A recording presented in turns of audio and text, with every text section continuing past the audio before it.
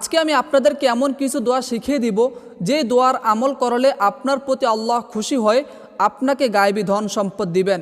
কেউ যদি গায়েবী টাকা পেতে চায় তাহলে তার উচিত বেশি বেশি তাওবা ইস্তেগফার করা, আস্তাগফিরুল্লাহ বেশি বেশি পড়া এবং আমি যে আমলগুলোর কথা বলে দিব সেই আমলগুলো করা। অক্ষম লোকেরাই ভাগ্যের ওপর নির্ভর করে। ভাগ্য পরিবর্তনের একমাত্র উপায় হচ্ছে দোয়া করা। আমরা আমাদের ভাগ্য পরিবর্তনের জন্য পৃথিবীতে আসিনি, তবে তা পূরণ করার জন্য এসেছি। যে ব্যক্তি নির্জন একনিষ্ঠ মনে আল্লাহ তাআলার গুণবাচক নাম আল ওয়াজিদ পাঠ করবে সেই ব্যক্তি ধনী বা সম্পদশালী হয়ে যাবে।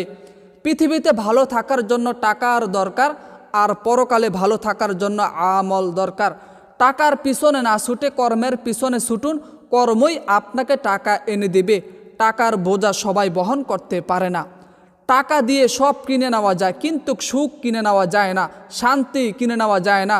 সুখী হতে হলে টাকার প্রয়োজন, এই কথাটা ঠিক নয়। 5 ওয়াক্ত সলাত আদায় করুন, নামাজ পড়ুন, রোজা রাখুন, হক পথে থাকুন, হালাল উপার্জন করুন। এমনিতেই আপনার ঘরে সুখ শান্তি আসবে, বরকত আসবে, আল্লাহর রহমত আসবে। কখনো আপনি আপনার জীবনে সৌভাগ্য পেতে পারেন, আবার কখনো দুর্ভাগ্য ভোগ করতে পারেন, কিন্তু এই জিনিসটি আমাদের হাতে নেই। তাই এই নিয়ে বেশি চিন্তা না করাটাই ভালো।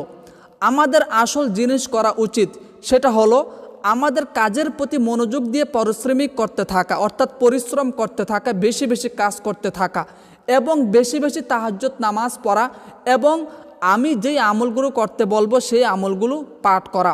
পবিত্র ফজরের নামাজের পর 100 বার সুবহানাল্লাহ এবং 100 বার লা ইলাহা ইল্লাল্লাহ বলা। রাসূলুল্লাহ সাল্লাল্লাহু আলাইহি ওয়াসাল্লাম বলেন, যে ব্যক্তি ফজর নামাজের পরে 100 বার সুবহানাল্লাহ পাঠ করবে, 100 বার লা ইলাহা ইল্লাল্লাহ পড়বে, তার পিছনের সমস্ত গুনাহ মাফ করে দেওয়া হবে, যদিও তার গুনাহের পরিমাণ সমুদ্রের ফেনারাশি পরিমাণ হোক না কেন। সুবহানাল্লাহ সুবহানাল্লাহ।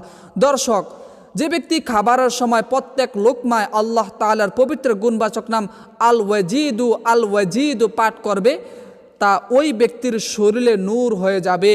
যে ব্যক্তি নির্জনে একনিষ্ঠ মনে আল্লাহ তাআলার পবিত্র গুণবাচক নাম আল ওয়াজিদু পাঠ করবে সেই ব্যক্তি ধনী অথবা সম্পদশালী হয়ে যাবে।